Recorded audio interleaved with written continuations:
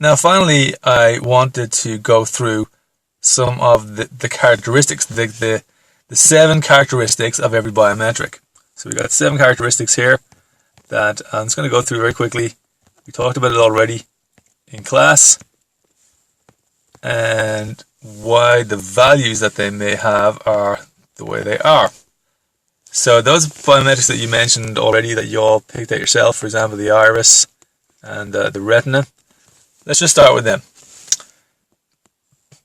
So number 1 is universality.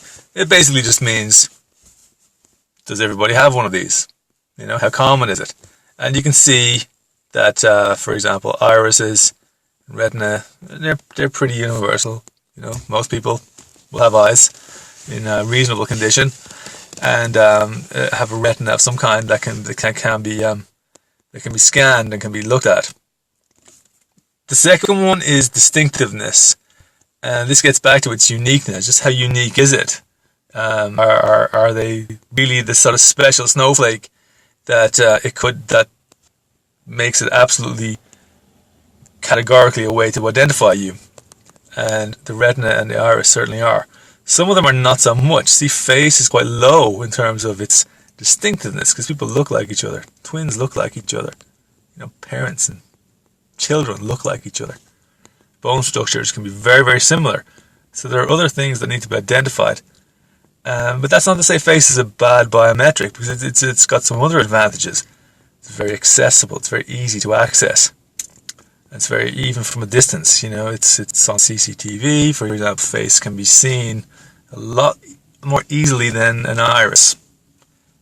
But let's get back to number 3 here in the 7 characteristics. Permanence. Does it last? There are countless stories of people whose fingerprints wear out over time in terms of wear and tear, but in terms of permanence, what we really mean is, you know, does it naturally just kind of change over time?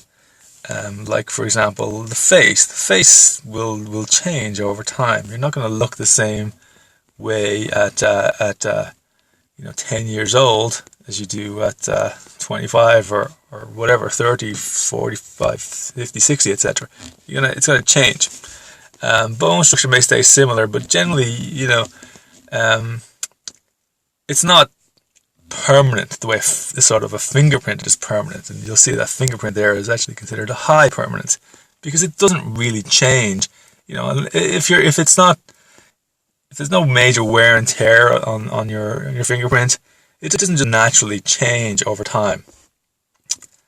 And that goes the same for the iris. The iris is a good one as well. That doesn't really change over time. So just be careful in terms of this word permanence. You know, students give some odd answers in exams there.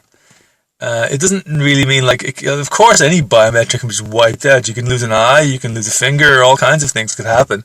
But permanence in this context of the 7 characteristics means, you know, without any major external interference, does it naturally fade over time? And I think the analogy of a face changing over time is very easy to see.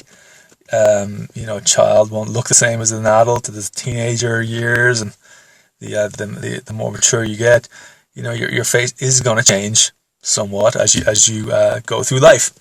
But the iris and the fingerprint, they don't change. They're the same fingerprint you had when you were like a child as you could have as an elderly person. So that's what the term permanence means, and just want to mark that. Don't get confused with it being like, you know, in terms of some kind of wear and tear. That's not what it means. Collectability, how easy is it to get at? How accessible is it? I think that's kind of obvious. Most of these biometrics that we're talking about are getting very easy to collect nowadays. Because why? Well, the hardware is getting smaller, smarter, and more easy. It's easier to get at the biometric that you want. So let's just take, for example, something like a face. This would have been traditionally very easily collected, and something like a retina would be difficult to collect because the retina is not that visible. The retina is right behind your eye. It's your eyeball. It's not even up front like the iris is. So that's what we mean by collectability. How easy is it to get at? And this I'm going to skip one here just for a second because it kind of relates very much to acceptability. This is, are people happy with you taking that? And I think we'll agree most people would be fairly happy with, having their photograph taken, or they're passing through CCTV cameras. You do it all day long without even realizing it. So I think it's acceptable to most people. Whereas something like DNA, well, that's not very acceptable to very many people at all. Now, just before we go to the last one, which is kind of different in a sense to the other 6, just performance. What do we mean by performance? Well, by performance, I don't really mean the algorithm that's used upon it. What we mean by performance is, does this biometric actually work? Does it give a unique way of recognizing an individual? Does it work fast? Is it sort of quick to work upon, or does it just take too long? Does it actually give an accurate reading of someone's identity? Does it perform well in verifying or IDing somebody? And this is one of the reasons why we want to look at this for your assignment, because you're going to basically assess and get a performance rate. Your performance rates that you're going to get are, well, is it the false acceptance rate? Is it the false reject rate? Do you remember those? Just put the video back to the first minute, and that's what we were talking about in terms of testing a biometric system. So if you keep getting high false acceptance rates and high false reject rates, well, obviously the performance of the biometric is not very good. So something like, for example, the fingerprint, which is very simple, it generally gives a pretty good performance, but the problem there is it's easily circumvented. Some of the hardware has not been great up until recently. That's why it's only got medium for circumventing. So which leads us to this final one, circumvention. How hackable is it? Is that a word? Hackable? I guess it is. How hackable is it? How easily circumvented is this particular biometric? And you'll see that we're going to try this in the lab, and you'll see that some are really, they're much more easily beaten than others. Now, if you can have a look at, some of them are low circumvention, meaning that's very difficult. Probably this column here, this final column, is the only one where you want things to be low rather than high. And facial thermogram is pretty difficult to circumvent that.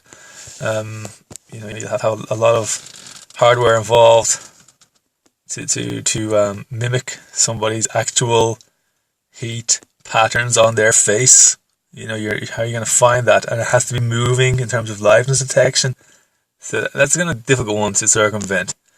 Some stuff that's easily circumvented until recently has been face. Now this is probably going to change.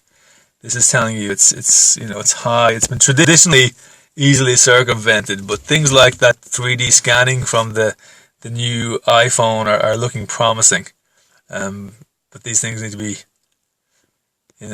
taken with a pinch of salt until proven. So we'll take a look at some of those newer technologies and see how they really do work. Okay, so that's pretty much it.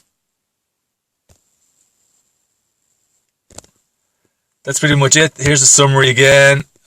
We covered all of this in the class last week, but I'm just going to put it up like this as one overall summary of what this course is about. So if you want to ask yourself the question about biometrics that we're doing this semester, biometrics and forensics applications for your BN 420 final year degree course, what is this course about? It's about these 6 points here applied to every single biometric.